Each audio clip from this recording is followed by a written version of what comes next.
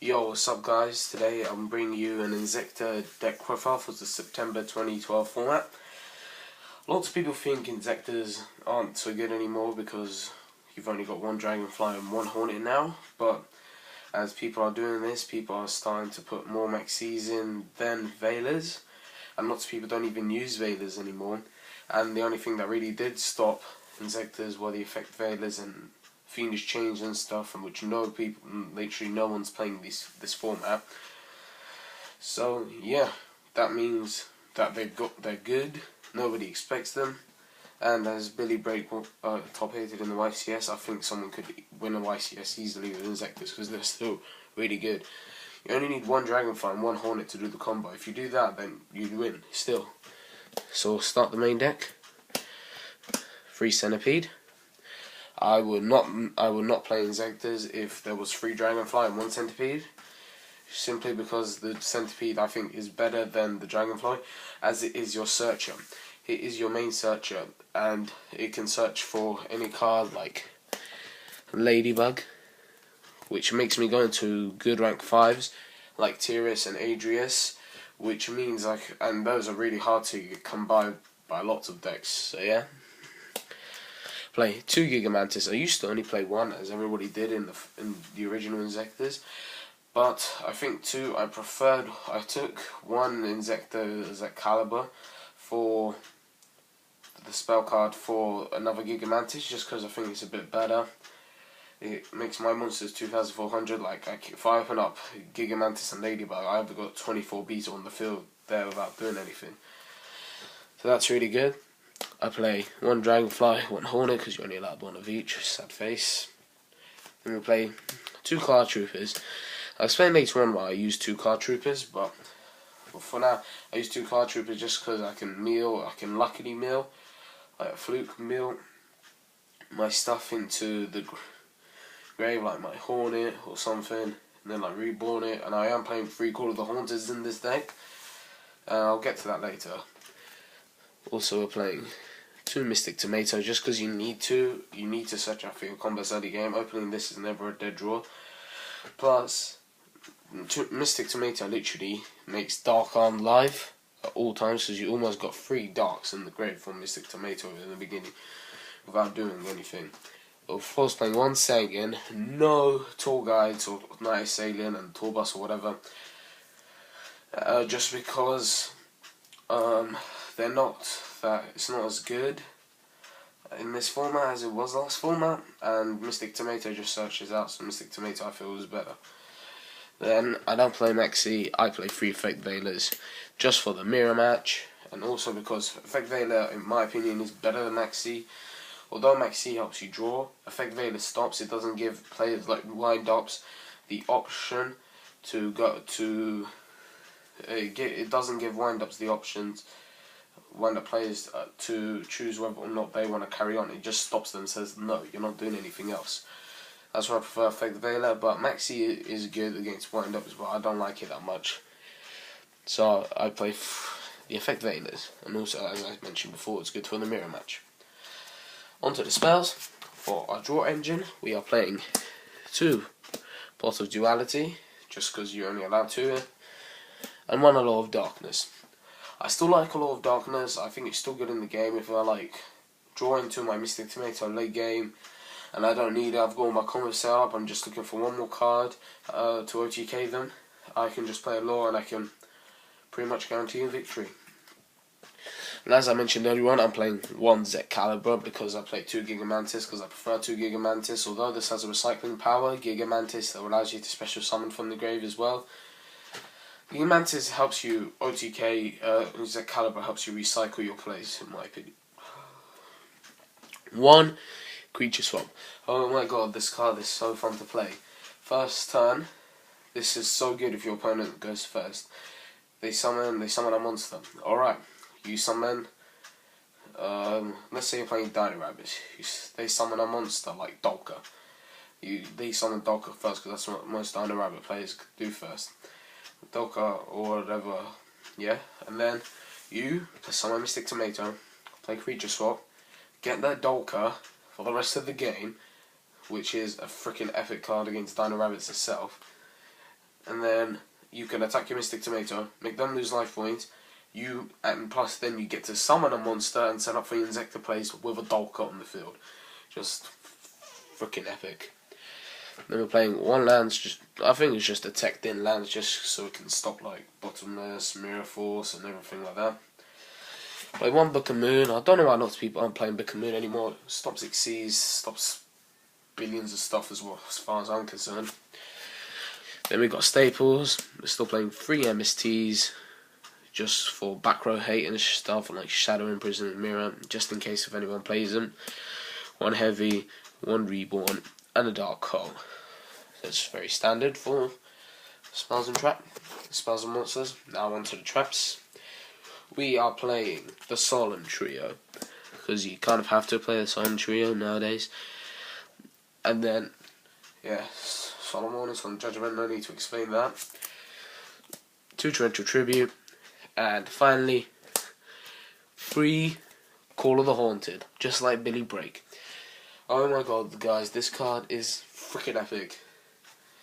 Literally, if it's about to get chained, you activate, if someone plays MST on your card, or Heavy Storm, or Dust Tornado, whatever, activate Call of the Haunted, special summon Sangin. Sangin is then destroyed because Call of the Haunted is destroyed, meaning that you can add a card to your hand, or Card Trooper.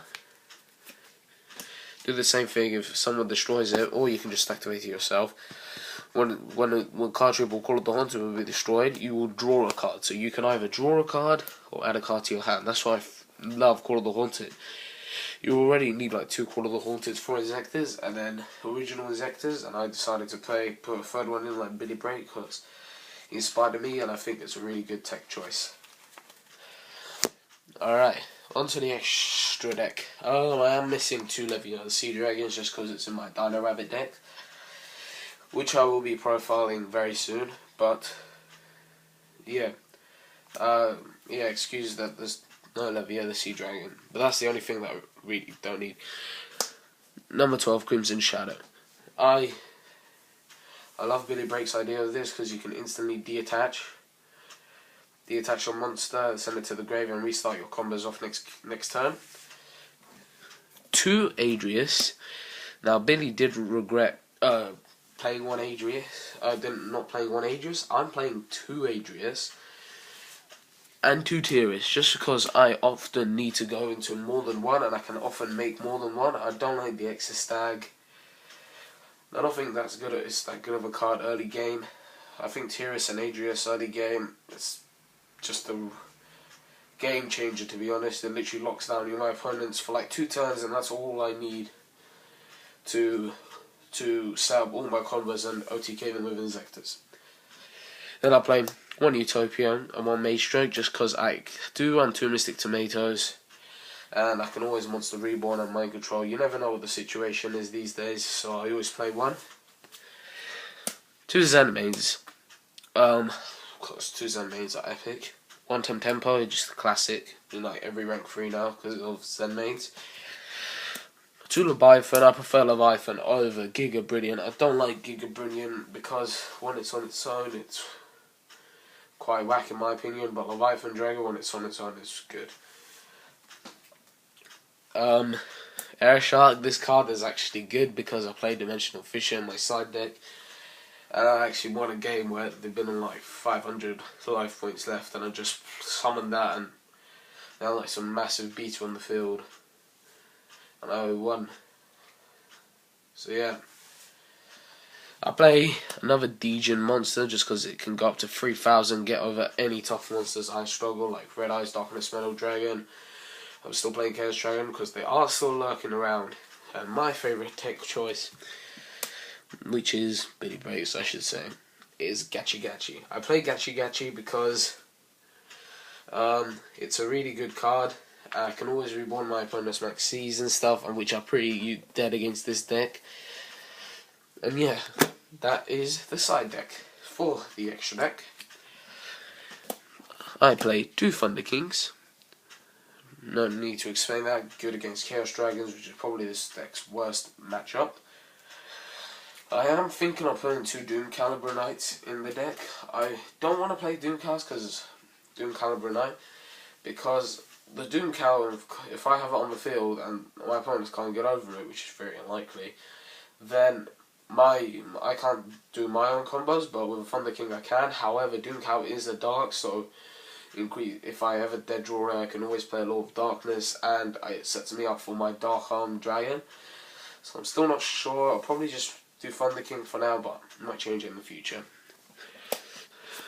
2 Noblemen of Crossout, just because it gets over Snowman Eaters and stuff, which I don't play in the deck. So, and Knight Assailant, which people are starting to play now because there's no third tour guide.